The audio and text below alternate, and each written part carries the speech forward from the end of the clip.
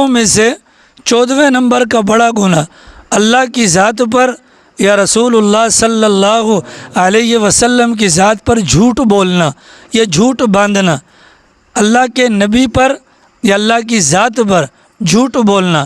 ایک ہے اللہ کی ذات، اللہ کی ذات پر جھوٹ بولنے کا کیا مطلب ہے؟ اللہ تعالیٰ کروڑوں رحمتیں نازل فرمائے ہمارے بڑوں کی قبروں پر، انہوں نے اس معاملے کو بھی واضح فرمایا۔ انہوں نے فرمایا ایک بندہ یہ کہتا ہے میں نے یہ چاہا میں نے یہ کر لیا، میں نے یہ نہیں چاہا میں نے یہ نہیں کیا، یہ بھی اللہ کی ذات پر جھوٹ بولنا ہے۔ اس لیے کہ جو کچھ ہوتا ہے وہ اللہ کی چاہت اللہ کی مرضی پر ہوتا ہے۔ اگر کوئی یہ کہتا ہے میں نے اپنی چاہت پر یہ کیا یا میں نے اپنی چاہت پر یہ کام نہیں کیا تو یہ بھی اللہ کی ذات پر جھوٹ باندھنے کے زمرے میں آئے گا۔ اور اللہ تعالیٰ نے قرآن کریم کے اندر فرمایا اس بندے سے بڑا ظالم کون ہے؟ یاد رکھیے قرآن کریم کے اندر جس کو ظالم کہا گیا وہ اللہ کے کاغذوں میں کافر ہوتا ہے۔ جس کو اللہ قرآن میں کہے کہ یہ ظالم ہے تو در حقیقت وہ کافر ہوتا ہے۔ اب اس انداز سے ترجمہ دیکھیں تو وَمَنْ أَظْلَمُ مِمَّنِ افْتَرَىٰ عَلَى اللَّهِ كَذِبًا، اس بندے سے بڑا کافر کون ہوگا جو اللہ پر جھوٹا بہتان باندھتا ہے یا جھوٹا الزام لگاتا ہے۔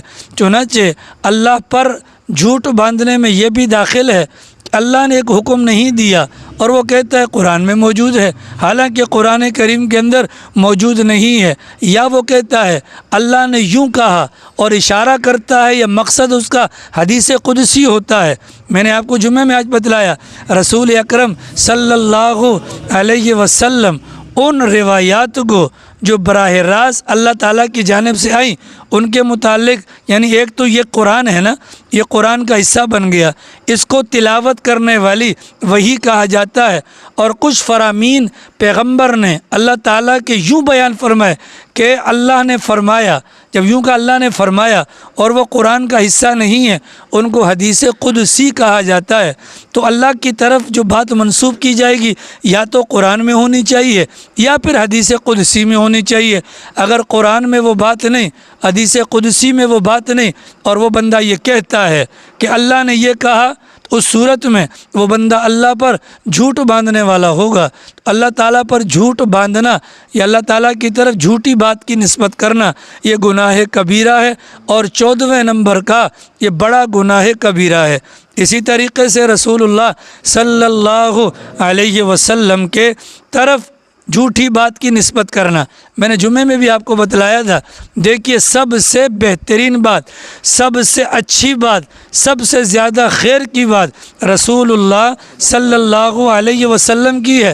ان کی بات سے بڑھ کر کسی کی بات اچھی نہیں ہو سکتی، اتنی بات یقینی ہے۔ لیکن ہر اچھی بات پیغمبر صلی اللہ علیہ وسلم سے ہو تو یہ بات کوئی لازمی نہیں ہے۔ جو اچھی بات ہے وہ پیغمبر کی بھی ہو سکتی ہے، جو اچھی بات ہے وہ کسی اور نبی کی بھی ہو سکتی ہے، کسی صحابی کا قول، کسی بزرگ یا تابعی کا قول بھی ہو سکتا ہے۔ اب ہمارے یہاں مزاج ہے ہم کسی بھی اچھی بات کو، آپ دکانوں پر جائیں فرمان مولا علی یا فرمان علی المرتضیٰ، اب اللہ جانتا ہے ان باتوں کے بارے میں کتابوں کے اندر تو ہمیں کچھ نہیں ملتا۔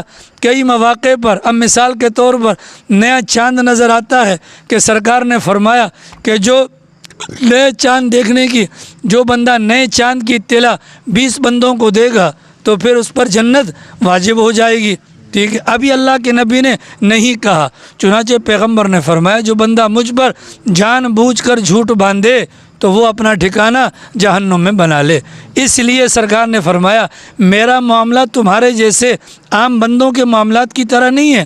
عام کسی بندے پر جیسے کیسے انسان الزام لگا دے یا بات کر دے، لیکن میرے متعلق اگر کوئی ایسی بات کہی گئی جو مجھ سے مروی نہ ہو، جو مجھ سے منقول نہ ہو، ایسا بندہ اپنا ٹھکانہ جہنم میں بنا لے۔ آ رہی سمجھ میں؟ بنیادی وجہ کیا ہے کہ رسول اللہ صلی اللہ علیہ وسلم کی جو ذات ہے وہ سراپا خیر ہے، اس میں شر کا پہلو کوئی نہیں ہے، لہذا کوئی بھی غلط بات پیغمبر کی جانب منسوب کرنے والا اپنا ٹھکانہ جہنم میں بنا لے۔ اگلی بات مزے کی آپ کو بتلاؤں، شیطان کو اللہ نے بڑی قوت دی ہے، اللہ نے شیطان کو بڑی طاقت دی ہے۔ شیطان ہر ایک کا روپ دھار سکتا ہے لیکن پیغمبر کا روپ نہیں دھار سکتا۔ چنانچہ اگر کسی نے خواب کے اندر پیران پیر کو دیکھا، کسی بڑے سے بڑے ولی کو دیکھا، امکان ہے وہ شیطان نے شکل اپنائی ہو، لیکن اگر کسی نے رسول اللہ کو دیکھا تو حقیقت میں رسول اللہ کو دیکھا، کیونکہ پیغمبر نے فرمایا شیطان میری صورت کو اختیار نہیں کر سکتا ہے۔ تو اللہ کے نبی کی جانب غلط بات منسوب کرنا، ایسا بندہ جہنم کے اندر اپنا ٹھکانہ بنا لے، اپنا ٹھکانہ بنا لے۔ اب جتنی باتیں مارکیٹ کے اندر رائج ہیں، ان باتوں کو اگر لیا جائے تو ہمیں سمجھ میں آئے گا کہ 23 سال کے اندر پیغمبر بولتے ہی رہے، ہر معاملے میں پیغمبر کی باتیں، ایسا نہیں ہے۔ پوری 23 سالہ نبوی زندگی کے اندر اللہ کے نبی کے بارے میں حضرات صحابہ کرام کا جو نظریہ تھا وہ یہ تھا، پیغمبر اکثر اور بیشتر دائمی فکر کے اندر مبتلا رہتے تھے۔ چنانچہ پیغمبر نے تو فرمایا من صامتا نجا، جو خاموش رہے گا وہ نجات پائے گا۔ جب پیغمبر دوسروں کو تلقین کرتے ہیں تو کیا پیغمبر خود خاموش نہیں رہیں گے؟ خاموشی ایک بہت بڑی عبادت ہے اور یہ انبیاء کرام کی زندگیوں کا لازمی جز تھا۔ تو نبی خاموش رہتا تھا یا کام کی بات کرتا تھا؟ اب یہ والی بات کہ چاند نظر آنے پر مبارکباد دینا، یہ ہمارا ضمیر بھی گوارا نہیں کرتا کہ پیغمبر نے ایسی بات کہی ہو۔ لہذا پیغمبر کی طرف جھوٹی بات کی نسبت کرنا، اپنا ٹھکانہ جہنم میں بنانا۔ تو گناہ کبیرہ میں سے 14ویں نمبر کا جو بڑا گناہ ہے، اللہ کی ذات پر یا پیغمبر کی ذات پر جھوٹ بولنا یا غلط بات کو منسوب کرنا، یہ کیا ہے؟ یہ گناہ کبیرہ ہے۔ اور بعض حضرات نے تو یہاں تک فرمایا اگر کوئی بندہ اللہ کی جانب یا رسول اللہ کی جانب کوئی غلط بات، جھوٹی بات منسوب کرتا ہے گناہ کبیرہ سے بھی آگے، وہ بندہ کافر ہو جاتا ہے، اسلام سے باہر نکل جاتا ہے۔ لہٰذا زبان سے جو بھی بات ہو یا ہمارے سامنے کوئی بھی بات آئے، اس بات کے بارے میں خوب تحقیق کر لی جائے، بھئی اللہ کے نبی کا فرمان ہے کہ نہیں۔ چنانچہ سب سے بہترین طریقہ ہمارے تبلیغی جماعت کے حضرات کا ہے، وہ یہ نہیں کہتے اللہ کے نبی نے فرمایا، وہ یہ کہتے ہیں پیغمبر کے فرمان کا مفہوم ہے۔ مفہوم جب ہم کہیں گے تو کی غلطی بھی اگر ہو گئی، ہم پیغمبر کی طرف غلط بات منسوب کرنے کے گناہ سے بچ جائیں گے۔ لہٰذا بہت زیادہ احتیاط کرنے کی ضرورت ہے۔